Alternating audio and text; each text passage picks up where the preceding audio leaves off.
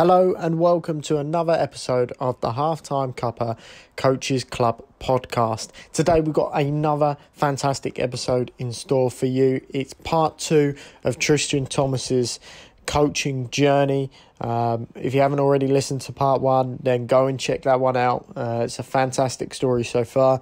If you'd like to listen to that previous episode, then you can do so on Spotify, iTunes, YouTube, and on our website halftimecuppa.com. And we're going to dive straight into it. Here is part 2. Okay, so from Aldershot, your next stop was Soccer Chance? Yeah, more or less. Tell us about that then.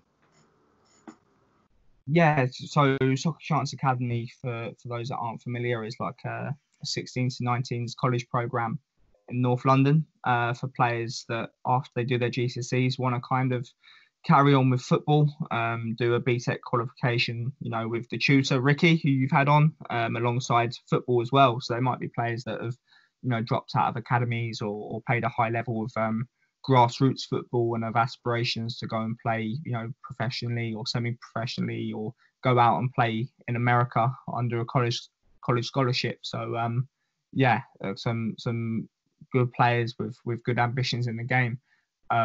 So I started working there just over a year ago. Worked there for one season.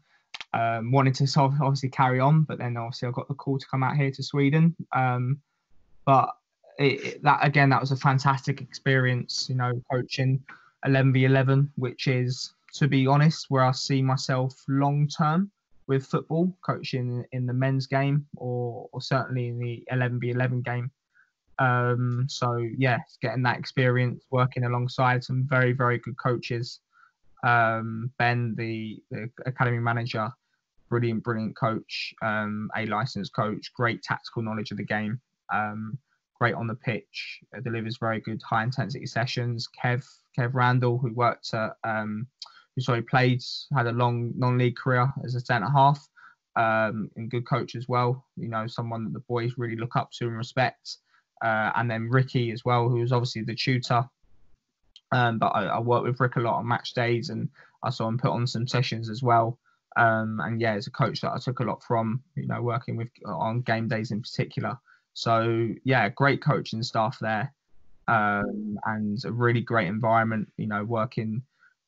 Coaching 2 sessions a day, coaching maybe different parts of the session. If there are 2 or 3 coaches out there on the pitch, sometimes you take the warm up and the game at the end, or a longer part in the middle of the session. Giving the boys as much variety as possible to kind of push their development on.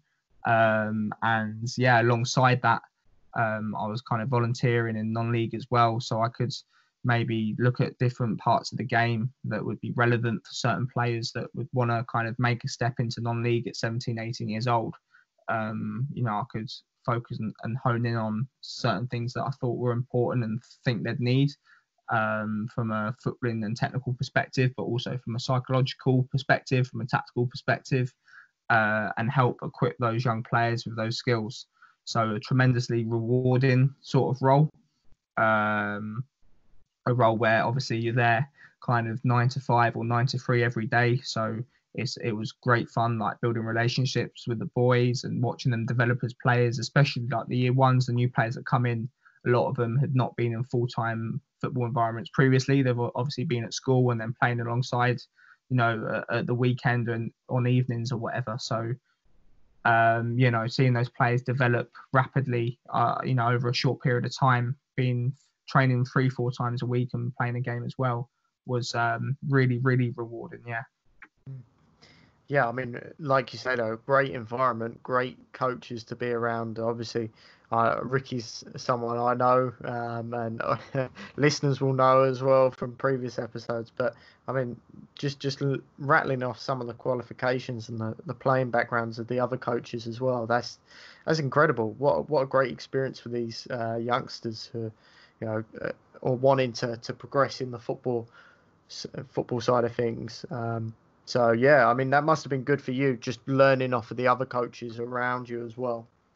Of course, like learning off of the coaches, learning off of the players, like very, very different to Aldershot. Like the players, a lot of them were from, maybe poorer backgrounds in the north of London, or they were of a certain mindset where they weren't, massively academic. That's why they weren't doing A levels, or they weren't, at a college doing a qualification that wasn't sport. Maybe they're a certain person that learns it in a different way, or isn't so inclined towards the academic side of things, or is more interested in kind of sport than the more traditional subjects, maths, English, science, technology, etc. So, working with players and young people from those sorts of backgrounds and areas, compared to, working with players at Aldershot from, mostly kind of, middle class families, or some working class families, but out in the suburbs in Surrey or Hampshire. It's very, very different. So again, like, as a coach, working with players from different backgrounds builds your skill set. Working with different players from different cultures maybe as well. Have families of different ethnicities, different religions, and stuff like that, and learning from that, definitely builds you as a coach and as a person.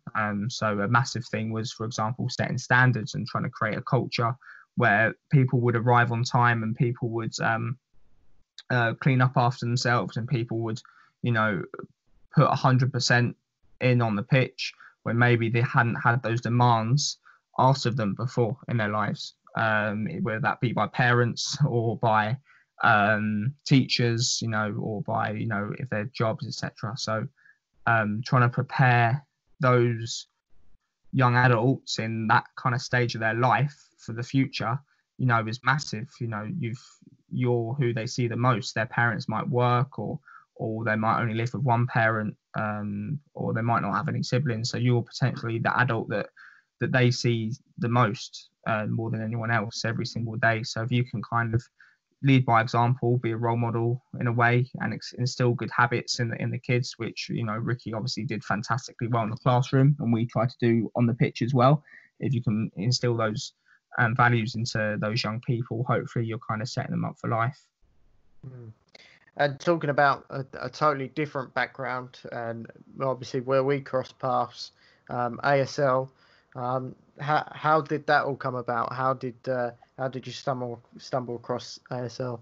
Yeah, so it was actually through Ricky at Soccer Chance. So he obviously coached the varsity team, and the year before that I came when I worked at ASL, and we'd kind of met briefly and spoken, and we had a mutual friend, Joe, who I met in America, who kind of got me in contact with Ben at Soccer Chance and Ricky, and kind of got me the job there as well, to be fair. So Ricky kind of recommended me for a role at ASL, and then I met with John and Akai and spoke over the details of the role, and I learned a bit about them, they learned about me, and worked with the middle school team, the 8th graders, right?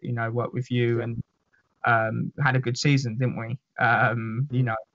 There's some very, very good players in that group, and obviously like some brilliant personalities as well, which I saw was very important. Like obviously if boys were choosing to do something extracurricular, and to choosing to kind of give up their evenings to do that sport, then it's really important that there were around a good group of lads that had a great kind of camaraderie and some really good personalities in there, like I said. So a really, really enjoyable role, and challenging as well, obviously, as like coaching players where there were some players in the team that were at a very high level in terms of technically with football, and some players that maybe didn't have as much of a grounding in football. So an experience I really enjoyed, and one that kind of sadly I probably won't be able to do this year as well, with the season here in Sweden carrying on to October. But definitely is something that I'll come and visit when I get back in October. If the season's still going, I'm sure there'll be a jamboree or something like that. And definitely a brilliant place to coach, great facilities, great coaches. Yeah, I mean, it was great fun. It was you're right, like the personalities we had within that group certainly made it interesting, and every day was kind of unique and a bit of an adventure in that sense. But no, I think the boys really enjoyed it. And yeah, I mean, for you, like, did it feel weird coming into that environment for the first time? Like, how easy was it for you to come in compared to, obviously, you in the past you'd gone from the UK to the US, you'd gone into Aldershot. So realistically, you've been in, I would consider, more intimidating environments. Yeah, it was it was like you said, very very different. Obviously, the culture of things, working in a school in England, but a school that is like very American in its ways in terms of how the sport and athletic side of things is run, and you know, how the players view sport and stuff like that. It was, I think, certainly being out in the States and coaching there and coaching with American players helped, because, you know, I'd already had that experience of working with players from, you know, that background. Um, so yeah, it was like I said, a good experience, an enjoyable experience, and one that, you know, like every kind of different experience really developed me as a coach. You know, I kind of think when we look back and what we've spoken about today kind of really hits home, you know, how many different experiences and different types of players and mindsets and abilities and ages I've had to kind of work with, and you know, I certainly think that, you know, stands you in good stead as a coach, and really develops your personal skills as well as your coaching skills. You know, working with players from different backgrounds and yeah, different financial backgrounds, cultural backgrounds, and that are playing football for different reasons as well. You know, I think especially at that age as well, that 8th grade age, you know, we really wanted to win, and we really wanted to create a positive experience for the boys first and foremost. So, you know, making sure that they enjoyed the sessions and they enjoyed the games, and they could, you know, take one or two things with them to kind of pick up and learn from.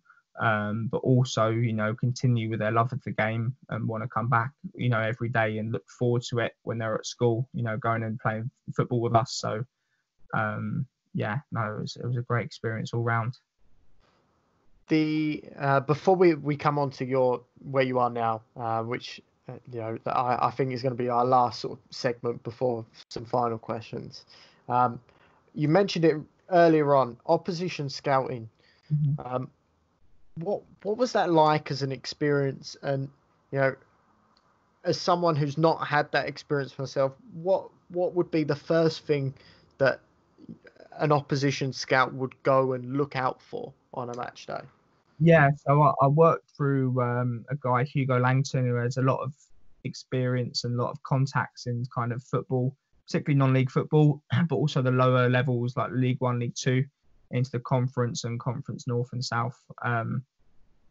Yeah, so he kind of did a course, opposition scouting course, for a few coaches, and I was on it. And then I did a kind of practice game, a practice report, and then I went to watch games, and was paid to go and travel to games and write a report, 2,000-3,000 words on different bits and pieces. Obviously, if you're looking at Conference South and Conference, the physical side of the game is massive. So, you know, things about what they do on goal kicks and set pieces and throw-ins, and who the tall players are, who are the good headers of the ball, where are potential weaknesses for players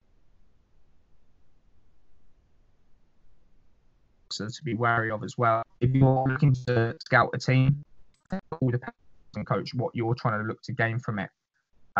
So in a lot of cases, it was, like I said, just basically what areas that you could exploit that the opposition will weaken, and then also what were their strengths, who were their best players, who do you need to watch out for, how, and as you kind of get into more detailed football, maybe if I was looking for a conference game or League Two, League One game, one I knew that the coach would maybe be a tiny bit more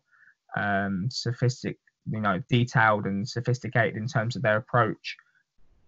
You'd look at patterns in terms of build up and pressing patterns, and how a team tries to press. Do they force inside? Do they force out? Do they start their press as a full press? Do they only press from the halfway line? Do they go into a low block, and, you know, when they've got the ball, do they build out from the back, or what sort of passes do they look for? Do they look to play the striker in behind, or do they look to play to feet, or, you know, just basically kind of everything tactically on and off the ball. and anything you can spot and anything that you think might be of benefit to the opposition. And then obviously having the coaching alongside that, you kind of know as a coach what you'd want to know and what you'd want to look out for in an opposition. So yeah, I really, really enjoyed that, working and going on Saturdays to stadiums and, you know, sitting up on the halfway line with the kind of team sheet and making notes. I really, really enjoyed the kind of experience and atmosphere of that. I can imagine just even just having the opportunity to go and watch these games, but to be paid to go and watch these games is one thing, is one aspect. But I mean, to be able to identify and to combine your knowledge in terms of coaching with this opposition scouting, it must benefit you a lot even now whilst you're coaching today during a game. Surely obviously your focus is going to be on your group, but surely there must be a temptation just to have a look and see what formation the opposition are playing as well. 100%, because like if, for example, you're watching a game on television, like a Premier League game, like first of all, depending on the kind of camera angle and the stadium you're at, you might only be able to see 6 or 7 players at a time versus, you know, all 22 players at a time. So being at a game itself, you get to see a different picture.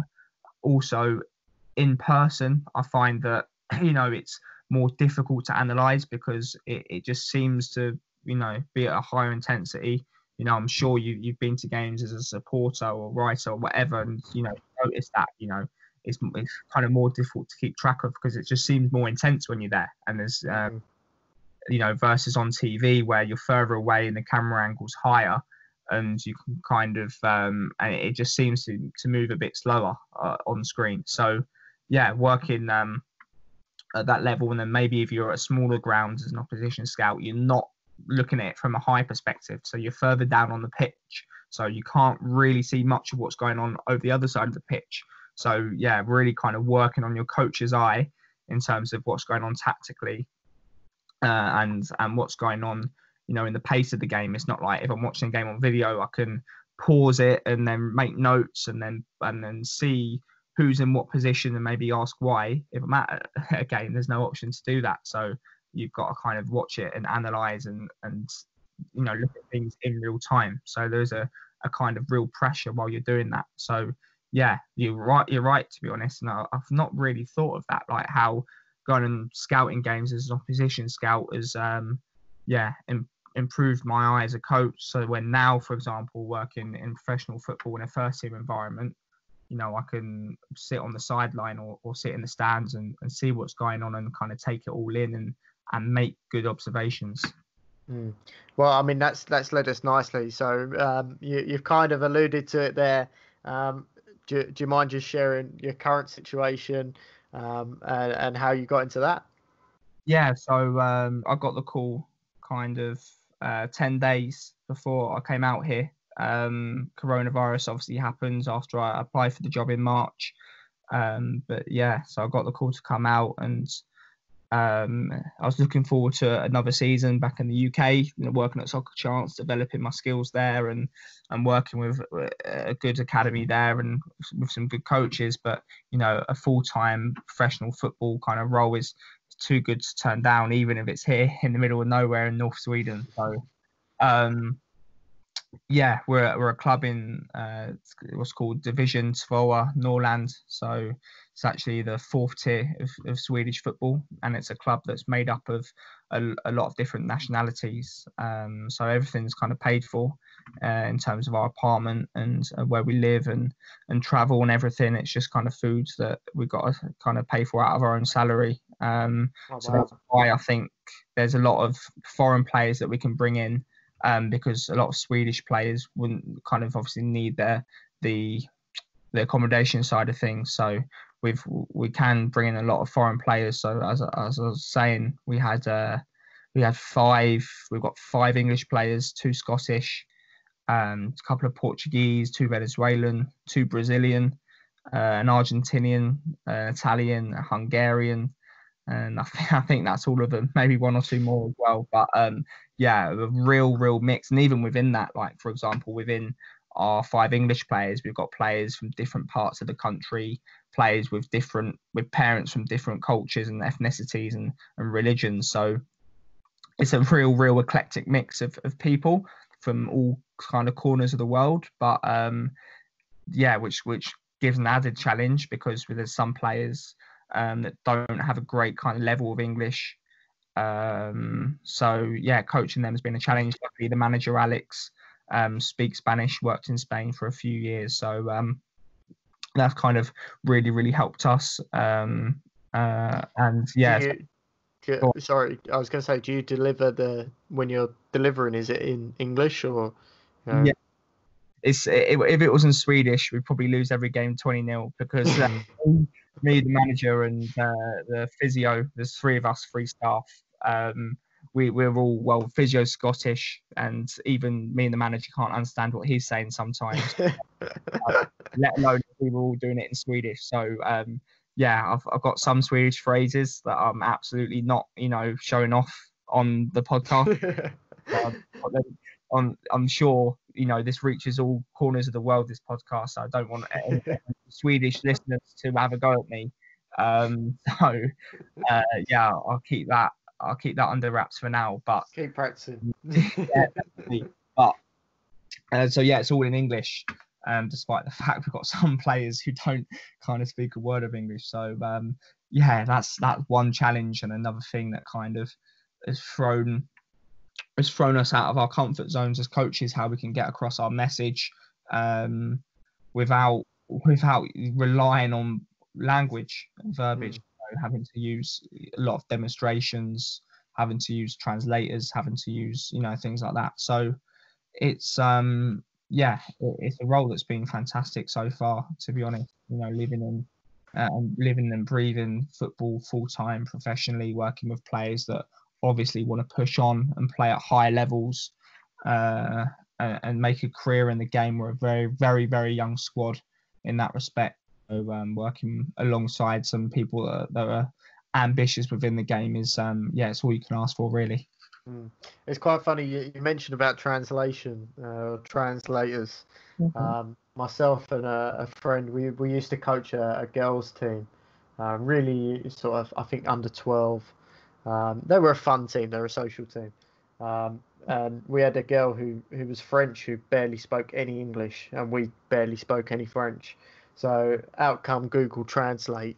We're having to get it to, we're typing in our team talk to her as well, so that she's got it. No, it's good fun. It's all those challenges, all those barriers. I mean, I would imagine you've got a hell of a lot more to deal with there, but all those barriers, they are fun, and they do make you, I think, a better person and a better coach for it. Yeah, of course, definitely. It definitely increases your skill set, having to, like I said, communicate with people in different ways, not just verbal. And also, it's brilliant as a person to learn from people from different cultures and different backgrounds, and to notice the difference in how people from different parts of the world handle themselves and how they are socially within a group, and yeah, how they kind of deal with themselves on the football pitch as well. A real kind of clash of cultures. But I think, that after a certain time, after you get over the initial stumbling blocks, that can definitely lend itself to success. I think there's studies behind that as well, that, groups and teams, and not just in sports, but in all organizations that have a mix of cultures of people working within them, tend to, I think, to be more successful, purely because you've got people there that you've got to try harder to reach out to people and to build relationships with them, and also that really develops a degree of empathy of different people's cultures and how they're thinking and how they're feeling and stuff like that. So yeah, that has been, to be fair, one of the most enjoyable parts of it so far, getting to know people from different backgrounds and places, and it's yeah, that's been a real fun side of it. It certainly sounds like it. what initially once you found out you got the role, I presume it was probably an interview first. How was that for you? Yeah, so the manager called me in March after I applied for the role. And then obviously, like, as I mentioned, coronavirus happened and put everything in the world on hold. And then over kind of a series of phone conversations, the manager and I got to know each other, and he got to understand a bit about my experience and what I was about, and what I could maybe bring in terms of my qualifications and how I thought about the game. And yeah, luckily he kind of gave me the opportunity to come here, and it's something that I'm very, very grateful for, and an opportunity to work in professional football that I've kind of always dreamed of in a way. But now you're here and living it, you kind of do get used to things and maybe take them for granted. But yeah, no, it's an opportunity that I've always kind of wanted to have, to be able to throw myself, full time into the pro game, into the men's game, into a results business where everything that we do is about getting 3 points and about trying to win this league that we're in. That's awesome. Do you, as a football manager player, is the Swedish leagues, do they come under that? Yeah, I think the Swedish. Does it go that far down? Does it go down to 4th division? Yeah, I think the Swedish leagues are in it. Something like that. Yeah. We've actually got a player from Arsenal who was at Arsenal as a teenager that is apparently some sort of football manager wonder kid. So someone tweeted about that the other day. That they saw on our Twitter that we had a result against a certain team, and they were like, I never thought I'd see them this FM wonder kids play against this team, having come from Arsenal and stuff like that. So we're so lucky to have players that played at a high level all around Europe and played for some big clubs, and were humble enough and hungry enough to come here and work hard and hopefully get this club promoted and then go on to have a good future themselves in football and in the pro game. So yeah, it is almost like real life football manager being here.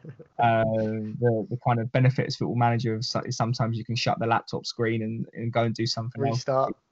Or you can restart and restart when you lose. That would be really, really good if we could do that. How is it? I mean, final sort of question with your current situation, but how have you found getting sort of settled into the squad? Working within the club and being out there in Sweden. Like, how has those first sort of couple weeks, couple months worked for you so far? So yeah, you kind of, especially where I've like worked abroad before and stuff, you kind of just, it becomes normal very quickly, which is weird. Like, I'm sitting here now, been here just over a month, I think, and everything, it feels like I've been here for years.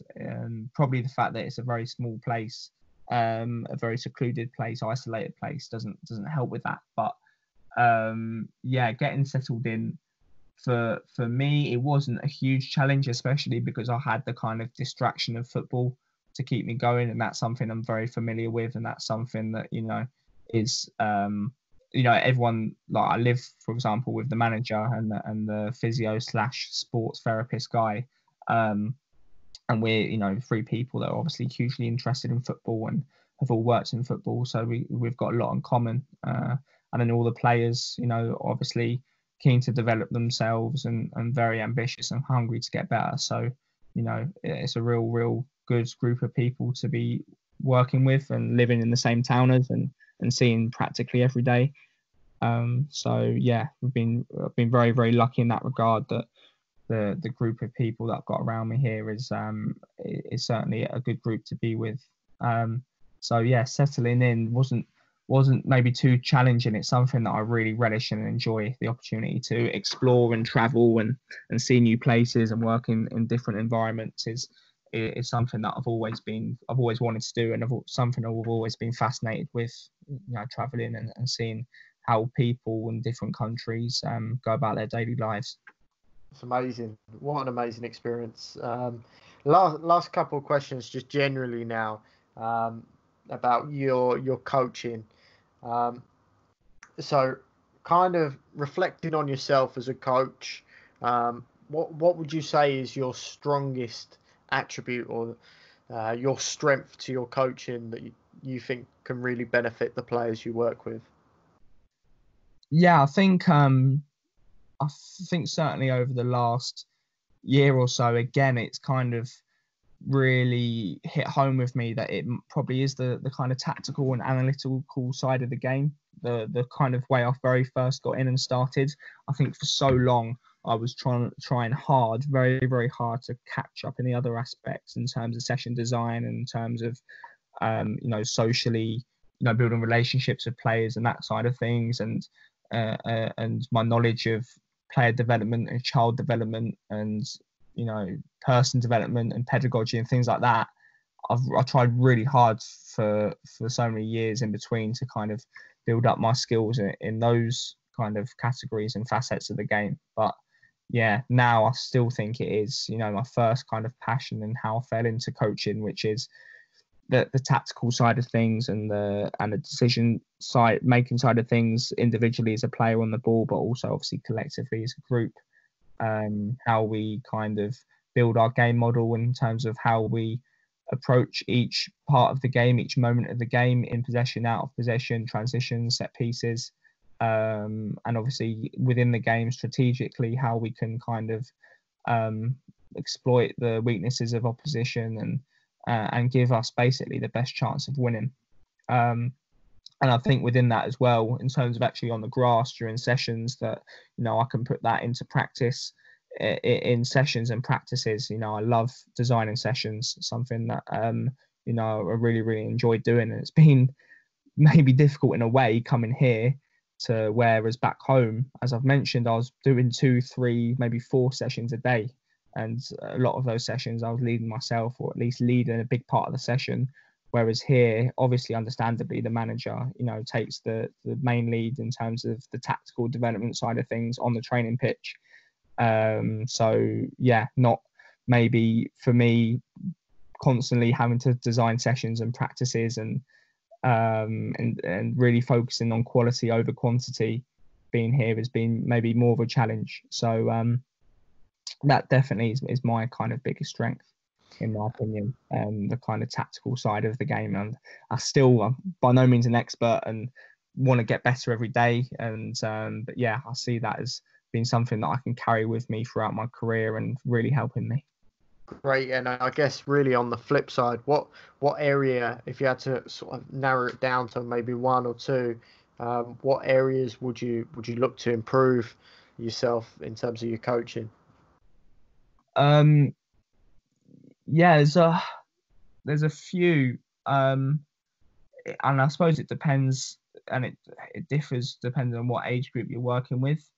I think with kind of first team and adult players, I'd really like to develop my kind of,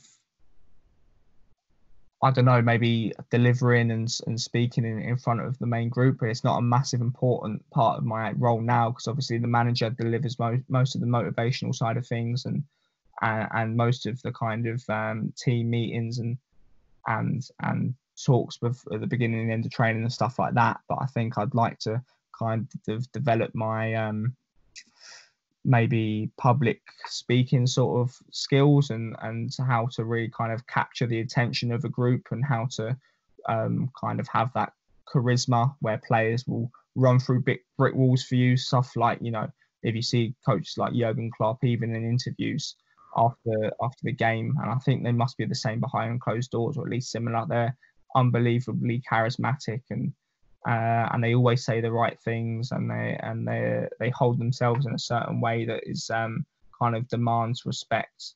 So yeah, and that's something that I think you just kind of have to develop over time.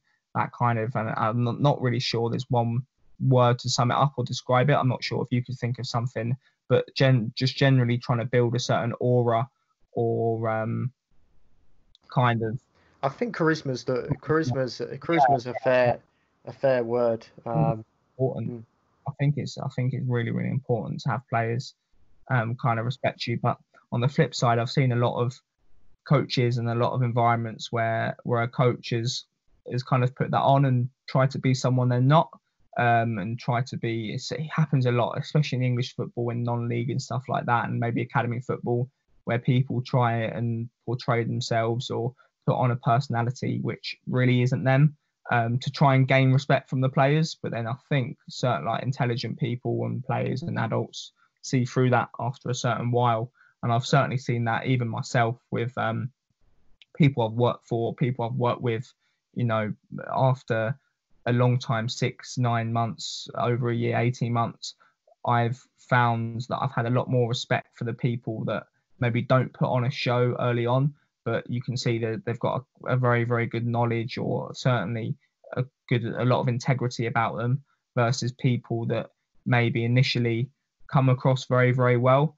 But, once you scratch beneath the surface, it's clear to see that maybe their heart's not in it for the right reasons, or they don't have, the kind of walk to back up all the talk. So I think, that's how I'm going about it anyway, like slowly taking time to develop relationships with each individual player, just so they can, as I mentioned before, trust me and kind of, and kind of be willing to be coached by me. And obviously a lot of your coaching journey, as we covered, has seen experiences even now where you're coaching abroad outside the UK. Is that something that you would recommend to a UK coach who's looking to pursue their career in football, that that's the way to go? You need to sort of spread your horizons and get out of the country? I think in football, I think everyone kind of finds their own place within the game, or their own little world. So for some people, it just might not be for them. It's just like for some people, working in academy football is where their strengths are and where they feel most comfortable. And for some people, working in school football, in America, college football, or futsal, or the women's game, or everyone. And it was actually kind of Ricky, one of your previous guests, that kind of first said this, and it really made sense, that everyone has their own sort of place within football and within the sport, and that they excel in. So for some people, going and coaching abroad, it's not for them. It's not, ideal for what they want to achieve. However, in my own personal journey, and I can only really speak for myself, it's certainly been something that has been hugely beneficial, massively beneficial. Both going out to America and having a lot of exposure to coaching, and as I said, doing a lot of hours on the grass, and then obviously in other cultures here, where the people, luckily in Sweden, a lot of people speak English, but the first language is a different language, and as I said, I'm working with players that are from all different cultures and backgrounds. I think that can only develop you as a person. Like, so for example, just today in the news, football news, Jude Bellingham has gone from Birmingham City to Dortmund. He signed for them, and I think for the long term, for the England national team in particular, if you've got players like him and Sancho who have gone and thrown themselves in the deep end and gone to a different culture and had to kind of socialise with teammates from all different countries, that builds a certain level of personality and character and empathy towards others, that just staying in your own environment and always kind of experiencing the same things and being around the same people doesn't kind of help with. So I think I'd certainly recommend for players and coaches, going abroad, learning a new language if you can, working with players from different backgrounds, and really kind of using that to help build up all kind of facets and corners of your coaching skill set. Yeah, I like that. And I guess really to as we draw to a close now, I've got just one or two more questions. But for those that are listening in who are young coaches or maybe new in terms of the coaching side of things, have you got any tips or any words of advice for them on how to progress and basically how to develop? Yeah, I think every day try and do something if possible to try and make yourself better. certainly for me, I found reading online, and not just tactically in terms of all sorts of areas of coaching and player development, reading online on Twitter, podcasts like these, yeah, everything. The internet is a kind of amazing resource, with loads of different bits and pieces. And there's some stuff that's written that's obviously a load of rubbish, but it's only by kind of experience and reading things and then putting them into practice that you kind of find out what's for you and what you can use and what isn't. But I think if you can listen to a podcast or read an article or watch a video and take one thing away that's going to go and change how you coach on the pitch, that's so valuable. And if you did that every day, then after a year you're going onto the pitch with 365 different things and different techniques and bits of skill that you've got in your locker. So I'll certainly recommend that to young coaches. Always reading and trying to improve your knowledge. And then in terms of when you're on the grass, I think just kind of be yourself and just try and let your personality shine through. And there's no need to kind of be something or someone you're not, but just to try and be confident and not care what people think about you, and go about developing relationships with the players that you're coaching. I think that's the main important thing. That comes before any sort of knowledge or tactical bits and pieces, X's and O's. Do the players that you're coaching inherently, trust you, and do they see you as someone that they can learn from and help to get better, and and someone that they're comfortable being coached by. So try your best to develop those relationships with players purely just by having integrity and being yourself, and wanting to kind of show off your personality as much as possible on the pitch. Love that. Final question then. And I know it's hard to see sort of 5-10 years down the line, but just generally speaking, what sort of coaching goals have you kind of set yourself, and where do you want to end up when you're an old man and you look back on your career? Where what do you want to have achieved? It's a good question. I don't really have a 5-year plan as such. I feel like it changes too much to kind of be so specific about in 1 year I want to be there, in 2 years I want to be there. I think patience is important, and that's what I've learned from a lot of kind of autobiographies and things and podcasts I've listened to, that some people go and work at maybe a professional level or top level and then go back into to working with younger players to go and develop their skills, and then go back to working at professional level, for example. But certainly myself within the game, I really, want to work in professional football, and have a career in professional football, and work with top players, and work in an environment where, everyone is geared towards getting better and learning and improving and winning football matches. So yeah, if I was going to pinpoint a certain thing, I'd love to be England manager, or maybe not as quite as ambitious, maybe be Colchester United manager. What a job. Finally get us out of League Two. To be fair, I could probably be 65, 70 and get us out of League Two, and I could retire a happy man.